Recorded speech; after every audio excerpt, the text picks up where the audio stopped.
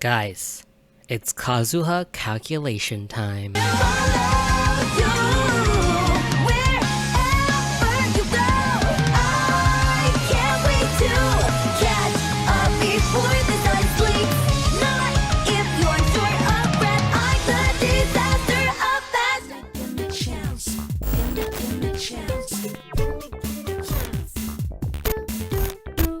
Hey everybody, and welcome back to the channel. If you're new around here, my name is Crypt13, and in today's video, I'm going to be doing a breakdown of Kazuha's kit and give some potential builds along with some calculations. This is not going to be a comprehensive list of every single build that you can do with Kazuha because there are a ton of different possibilities. And also, I'm pretty sure you guys can think of more. And so if I did miss something that you want to know more about, then drop a comment down below and let me know. Everything in this video is also based on data mined information, so the numbers, scaling, and the passive abilities of Kazuha's kit can change. But for the most part, his high level kit is mostly already set in stone. And I've pretty much spent the past week working on this video, and I realized that there are just way too many different combinations and comparisons and calculations that I can do with this character. It was honestly very overwhelming, so I had to put a limit on it, and I will in no way be covering every possible combination or comparison. But what I am going to give you should give us a high level picture and understanding of how Kazuha's kit behaves and changes with different kinds of builds and weapons and all that stuff. That means you guys will just have to fill in the blanks yourselves and continue to speculate. Alright, now let's talk about some potential builds that I was able to think up of. First off, when you build Kazuha, you kind of have to make a decision here. Do you want to put more focus into his support capabilities from his passive skill to give your party more elemental damage bonus, and then leave his own damage output just as a bonus? Or do you want to put more focus into his burst DPS and think of the elemental damage bonus as, well, as a bonus? Or of course you can go down the middle and try to balance both of them out. And so with that, the first build that I could think of is a full-on Elemental Mastery support build, and this is going to use either a Wanderer's 2-piece set or a 4-piece Instructor set for the most Elemental Mastery, or a 4-piece Viridescent Venerer set. The weapon of choice here is either the Iron Sting or the Alley Flash because the stat bonus gives more Elemental Mastery. And then since we're going all in on the Elemental Mastery with this build, we would even put Elemental Mastery on our artifacts. So the main stat on our Sands, Goblet, or Circlet could all be Elemental Mastery in some form or another. Running a 4-piece Viridescent Venerer with 3 Elemental Artifact main stat pieces is going to be pretty difficult because Elemental Mastery as a main stat is probably one of the most hardest artifact pieces to find. So this build might not exactly be feasible for most people. Next is a hybrid DPS / Elemental Mastery build, and this is where we try to find a happy medium between damage and support. The artifact set bonus here is the 4-piece Viridescent Venerer, so that we get some good damage from our swirl, while also building a decent amount of Elemental Mastery for damage bonus to give to our party. The weapon choices are going to be the same as the last set, but we might actually want to consider building crit in some form with this build. Next is a burst DPS build with 2-piece Viridescent Venerer with 2-piece Noblesse or 2-piece Gladiator. Here we focus primarily on his elemental burst and elemental skill damage while ignoring the support capability from building elemental mastery. So we try to build as much anemo damage percent and as much crit as we can. Next is the main DPS build, where we will completely ignore the support capability of building Elemental Mastery and instead is meant to keep him on the field for as long as possible. His damage is going to be split between physical and anemo until he hits C6, so these builds kind of have to play around that. So the first build is to focus on his physical damage and to do as much normal attack damage and charge attack damage as you can. So a 2-piece Bloodstained with 2-piece Pale Flame, or a 2-piece Gladiator with 2-piece Bloodstained. Again, this is a very physically focused set if you really want to play Kazuha for his normal attacks and his charge attacks and just keep him on the field for as much as you can. You probably don't want to run a 4-piece Pale Flame because you'll be limited to using only the press version of his E skill in order to keep the uptime on the 4-piece set bonus. The next is a Bolide set, which is just your classic set if you are running a shield on your team like Zhongli to give yourself a 40% boost in normal and charge attack damage. The next one is a Heart of Depth set, and this one works pretty well since the cooldown of his skills allows the 4-piece set bonus to be active active at all times, giving you a 30% damage bonus to your normal and charge attacks. Hydro damage bonus will also actually increase the damage of your Hydro Elemental Absorption by 15%, so that is actually not entirely useless. Hydro Swirl may actually also get boosted by this damage bonus, however I'm making that assumption because Hydro Swirl also benefits from Hydro Resistance Shred. And then the last DPS set is going to be a Thunder Soother or Lava Walker set, since Anemo naturally spreads those elements across all of the enemies, allowing you to keep uptime on the 4-piece set bonus. Unlike the other sets, however, this is going to increase the damage of his entire kit instead of just his normal and charge attacks. So if played properly, this set could be his best DPS set. We'll get into the calculations for some of his builds later on in the video, but now we need to understand his kit, his skills, his talent scaling, so that we can get a better understanding of how these builds are going to work. So first off, his E skill, the Chihaya Buru. This is a very simple one-hit skill that does anemo damage and has both a press and a hold version. The press version can be used in midair,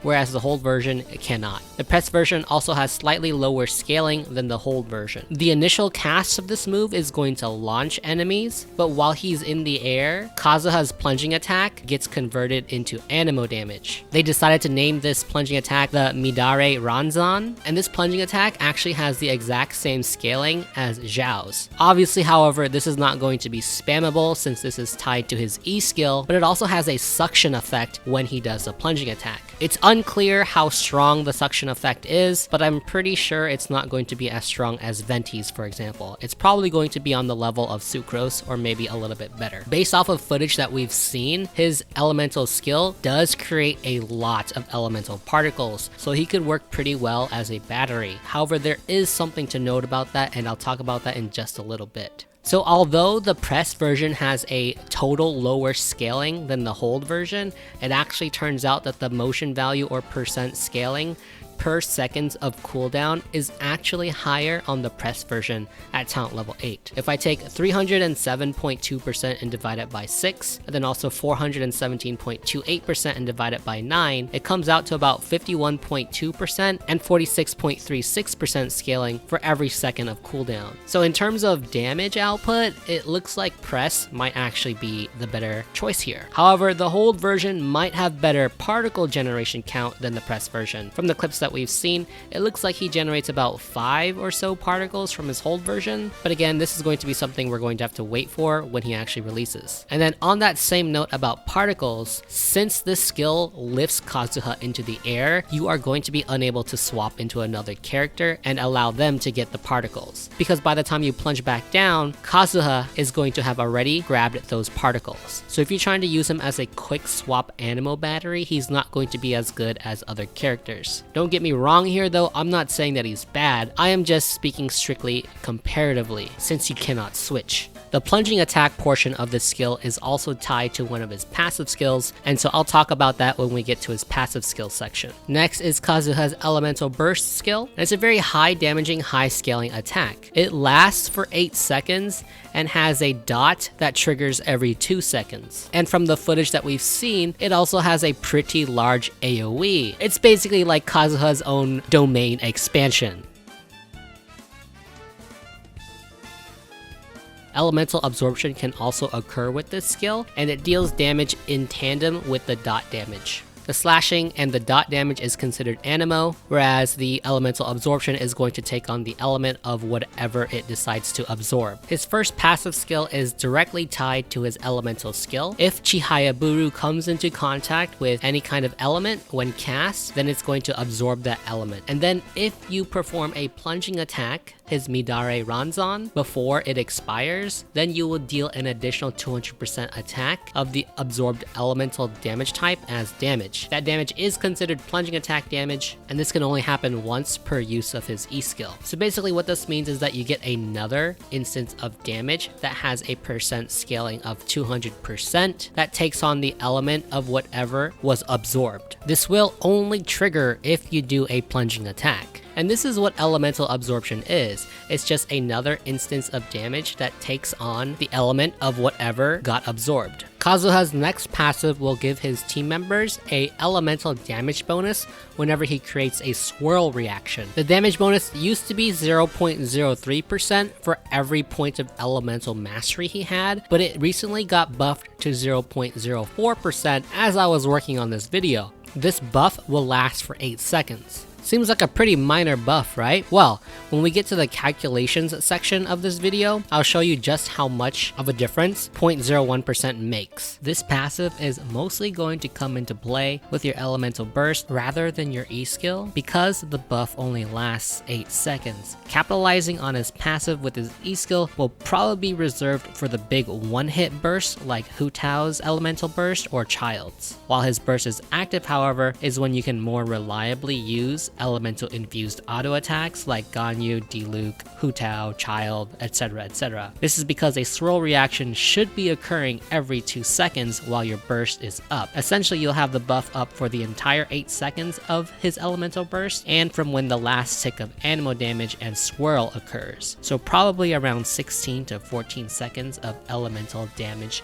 bonus uptime. Alright, now quickly, let's go over which weapons I think is going to complement him best. And starting from the top and in no particular order is going to be the Iron Sting because of the elemental mastery, the Alley Flash because of elemental mastery and high base attack, Prototype Rancor because of high base attack and if you're going for a physical focus build at C0, Sacrificial Sword because of the ability to reset skills and spam his burst a lot easier, the Festering Desire for high damaging E skills, and Energy Recharge for more bursts. And lastly, the Harbinger of Dawn because it gives a ton of crit for the main stat and from the passive skill, and we just love crit. And now I have to talk a little bit more about his elemental mastery support builds because these are not as straightforward as just straight DPS builds. So first off, let's talk about the 4-piece Instructor set, and the problem with running this as our main set for elemental mastery builds is that we are forced to use 4-star artifacts, and the power of 4-star artifacts is significantly weaker than 5 stars. The 4-piece Instructor set, however,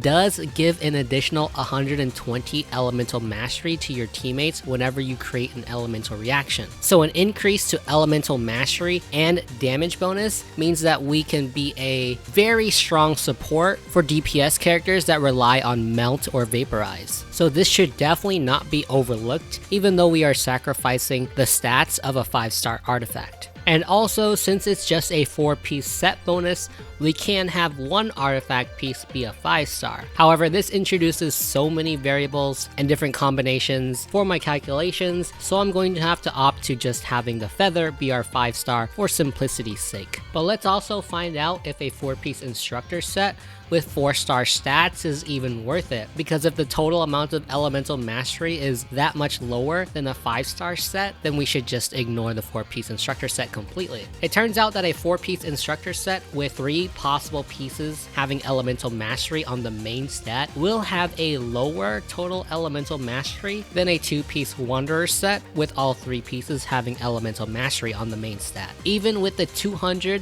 elemental mastery you get from the set bonus, Instructor ends up having 617 elemental mastery versus 641 from the 2-piece 5-star Wanderer set. This of course includes no substats. This changes, however, if you're only running 2 elemental mastery pieces. You can see on the screen here that 4-piece Instructor actually has 478 versus Wanderer's 454, and then with 1 elemental mastery artifact piece, it's 339 for Instructors and 267 for Wanderers. 5 stars also have better substats than 4 stars, so if you do manage to get elemental mastery substats on your artifacts, it's also going to be better in that regard. So this means that the only reason why we would want to use a 4-piece Instructor set is because of the 120 flat elemental mastery you can give your party members by triggering an elemental reaction. So if you think about it in that sense, it has a little bit more utility than just having tons and tons of elemental mastery for Kazuha's damage bonus passive. And so if we take a look at what 120 elemental mastery actually does, if you go from 0 to 120, it's going to increase your reaction multiplier for Melt from 2 to 2.4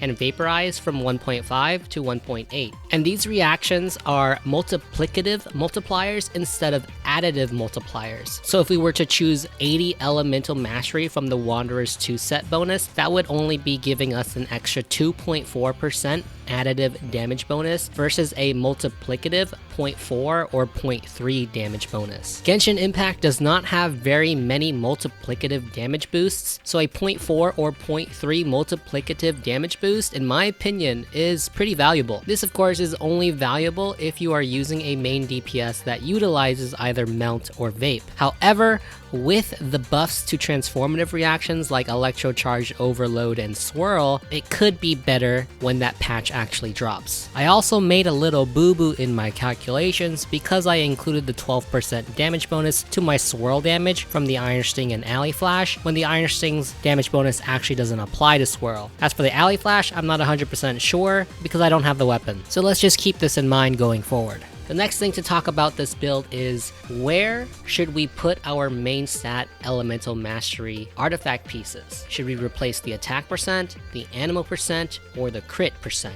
And so since this is a Elemental Mastery focused build, I am first going to be replacing the headpiece, since an Elemental Mastery build isn't going to rely on crit, since Animo and Swirl reactions do not crit. Then after that, I will replace the Animo damage percent and the attack percent artifact piece with Elemental Mastery. And for completeness, I did both. So first I will remove the Animo damage percent, then attack percent, and then in another set of calculations, I will remove the attack percent first, and then the Animo damage percent. And then lastly, why consider a 4-piece Viridescent Venerer set for a full Elemental Mastery build over the Wanderers or the 4-piece Instructors? This is because I think the 80 Elemental Mastery from the Wanderers set is actually not that worth it. It's again only a 2.4% additive damage bonus instead of a 40% elemental resistance shred from the 4-piece Viridescent Venerer. It also increases our swirl damage by 60%. So I think all of that sounds much better than a 2.4% additive damage bonus. Alright, now we can finally move on to the calculations, charts, and graphs. If we take a look at this first chart, there's just way too much data here, so much that we can't really parse anything useful out of it. So let me break it down a bit and just include data when we have 2 artifact pieces that have Elemental Mastery main stats. This graph is showing us the 2-piece Wanderer set and 4-piece Instructor set with either the Alley Flash or the Iron Sting. And when we use either a combination of attack percent, Elemental Mastery, or Elemental Mastery, Animo damage percent, Elemental Mastery. And here I've actually sorted it so that it starts with the highest damage output. The 2-piece Wanderers with Alley Flash is the strongest, and then the Iron Sting, and then follows the 4-piece Instructor set with Alley Flash, then Iron Sting. This chart is also telling us that if we run attack percent instead of Animo damage percent, seems to be giving us higher overall damage. So if we want to take a look at that,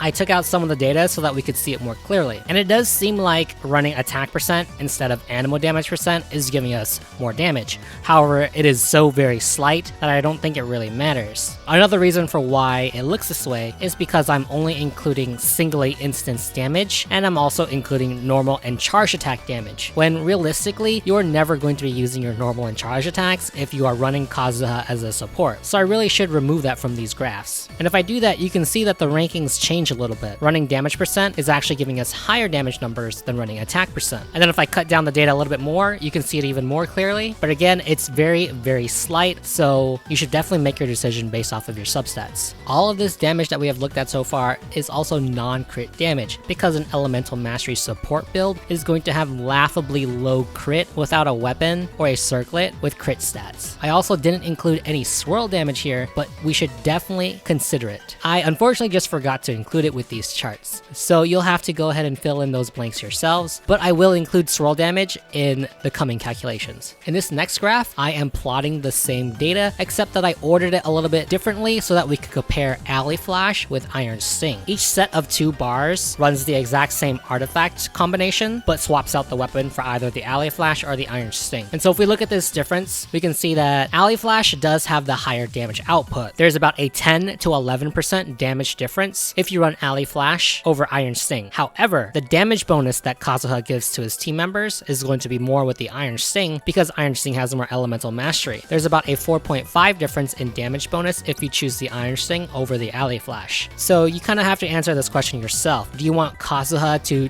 deal 10 to 11% more damage himself, or do you want him to provide 4.5% more damage bonus? In my opinion, I would probably go with the damage damage bonus because my main carry's extra damage will probably outdamage Kazuha's damage. This graph also shows the difference when I calculated it with 0.03% damage bonus per elemental mastery and 0.04%. The blue is before the buff and the red is after the buff. And it is quite a large difference actually. A 6-ish% increase for the lower end and an 8-ish% on the higher end for these builds. So I'm going to sidetrack a little bit here and let me show you a table of elemental mastery to damage bonus. This first graph is the pre-buff and the post-buff of the damage bonus you would get for each substat of elemental mastery that you had. Feel free to pause this and take a look at it, study it, whatever you want to do. And next up here is just a general table showing you the relationship between elemental mastery and damage bonus. And we don't really get much by just looking at this table, but we can clearly see that at the beginning, yes, we see a very small increase in damage bonus with low elemental mastery. Pre-buff it was 2.4, post-buff it's 3.2, and if we head down into the middle of the table, around 560, it goes from 16.8 to 22.4, and then if we head all the way down to the bottom, at around 1000 elemental mastery, it's 31.2 and 41.6. So the more elemental mastery we build, the bigger impact the buff makes. A great way to visualize this would be to see it in terms of a line graph. So take a look at this here. And I think that it's very clear that investing in higher amounts of elemental mastery has better returns with this buff. As you add more elemental mastery, the gap between pre-buff and post-buff widens. So I think that the 0.01% buff was pretty good. It makes it so that if you do want to build them for full elemental mastery, you get a better reward for it. In this last set of elemental mastery builds is the 4-piece Viridescent Venerer with the swirl damage included. And it's very clear that a 4-piece Viridescent Venerer deals more damage than our other sets. However, our damage bonus is also going to be the lowest. Although it is the lowest, it's still pretty high. I know that's a little counterintuitive, but with the Alley Flash, we're still getting 20.6% damage bonus and 25% with the Iron Sting. I think that's a pretty decent damage bonus with good self-damage output. So personally, if it were me, I'd go with a 4-piece Viridescent Venerer if I'm going for an Elemental Mastery support build, even though we miss out on some damage bonus, because I like getting a little bit of both worlds. However, if you're a one-shot builder, then you will probably want to go all in on that damage bonus. That's obviously just an example, so decide what's best for you. And so with the 4-piece Viridescent Venerer build fresh in our minds, and because I think this is probably the best Elemental Mastery support build we can go for, I'm going to compare this to our classic 4-piece Viridescent Burst DPS builds with the Black Sword, Alley Flash, and Iron Sting. And by classic, I mean attack percent, animal damage percent, and crit. If we take a look at our first chart here, it's a comparison of the crit damage from the classic DPS builds versus the non-crit damage of the 4-piece Elemental Mastery build. Comparing crit and non-crit does seem a little bit unfair, but that's the reality if we go with an Elemental Mastery build. You're not going to have very good crit rate unless you have godly substats, but we can still use this graph to draw conclusions from. And it's very obvious that a classic DPS build has a higher total damage output when we look at single instance damage from all of his skills. I mentioned single instance damage because this is going to be important coming up later. The second chart shows us non-crit damage comparisons because an Alley Flash and an Iron Sting isn't going to have any natural crit, and you'll have to build crit rate through substats or the Circlet artifact piece. So if we look at it like that, things kind of fall in line, and the 4-piece Viridescent set Elemental Mastery build is looking like it can deal pretty good damage when compared to our classic DPS builds. If we look at the two Alley Flash builds, there is a 21.7% damage difference. Still kind of large, but it wasn't as large as I thought it was going to be. The third chart here is if we take the average of crit and non-crit hits, and it looks like it's pretty similar to the crit chart that we saw at the start, but the overall damage for the DPS builds is going to go down because you aren't hitting crits on every hit. And the one thing about these charts is that I did include normal and charged attacks again, and if we play Kazuha as a burst DPS or as an Elemental Mastery support, we are rarely ever going to be using that part of his kit. These charts are also completely missing the fact that Swirl is not going to be a single instance of damage. If every part of his animal kit is used to trigger a Swirl reaction, you will have at least 5 or 6 procs of Swirl and up to a maximum of about 10 to 12 if there are enough enemies, since Swirl can proc up to a maximum of 2 times per enemy. So now if we consider this newfound knowledge, we get a chart that looks more like this. This is a 10 Swirl instance chart with without any normal and charge attacks. And we can see that the damage really does start to catch up to the DPS builds. With crit, it is still lagging behind, but if we look at non-crit and average, it's actually very, very close.